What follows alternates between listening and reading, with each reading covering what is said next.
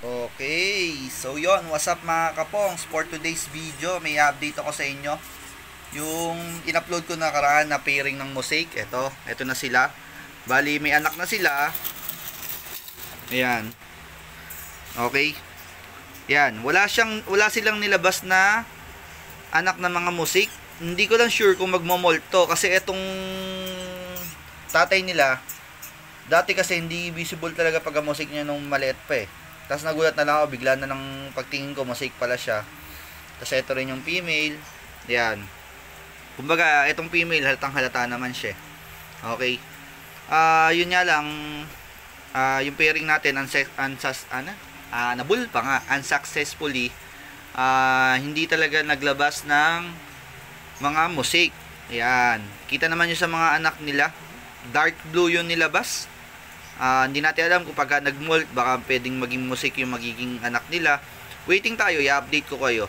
Pero, technically, yung mga pairing talaga ng parehas mosaic, hindi natin masabing maglalabas talaga sila ng mosaic. Okay? Yun ang masabi ko sa inyo. Hindi porket parehas mosaic yung gagamitin yung foundation or yung pairing para makapagbuga ng another mosaic, hindi po tested na magagawa. Okay? Ayan, meron na tayong proven and tested na pairing na talagang hindi naman naglabas ng mosaic. Kaya masasabi ko talagang rare na rare yung kulay na mosaic. Ang hirap magpalabas. Okay? Ayan. Ewan ko lang sa iba, baka naman alam nila yung tamang pairing para makapagpalabas ng mosaic.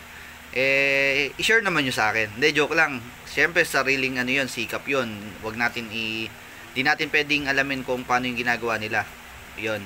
Pero ako, pipilitin ko alamin yan mga kapongs. Si-share ko sa inyo. Para kahit paano magkaroon tayo ng mga musik lahat. Pero sabi ko nga sa inyo, ang hirap eh. Ito kasing dalawang to, kumbaga, share ko lang sa inyo. Magkwento na rin tayo. Etong dalawang musik kasi namin na to, kumbaga, sa tagal naming pinagbibreed yung mga yun, yung magulang nila, magkaiba kasi ng parents to. Yun, na-tsempo lang nakapaglabas ng ganyang kulay yung mosaic. Hindi ko talaga ine-expect na magkakaroon ng ganyang kulay yon.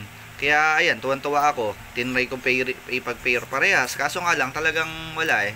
Hindi nagtagumpay na makapagpalabas tayo ng another mosaic. Pero i-update ko kayo, baka mamaya mag-molt to, magbago yung kulay. Ayun, di ba? Yan lang. Sana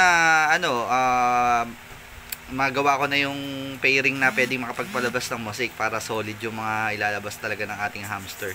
Marami tayong project talaga na pairing para iba't ibang high mute, rare color ang ipapalabas natin.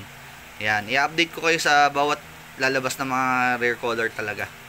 Okay, yun lang mga kapong, share ko lang sa inyo. Hindi lang talaga nag-success yung ating pairing na mosaic para makapagpalabas ng another mosaic. Yan. Pero update ko kayo once na may magbago sa molt neto. Pag nag-molt sila, kung magbabago yung mga kulay. Okay? Yon. Sana natuwa kayo sa mga ina-upload ko. Marami tayong i-upload para lagi kayong updated. Tuturuan ko kayo lagi about sa hamster. Kasi ito talaga eh. Ito yung libangan ko talaga ngayon. Ito yung passion ko. Yung pag-hamster.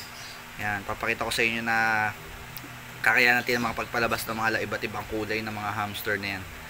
Okay? Yan. Peace out, gang gang. Shoo!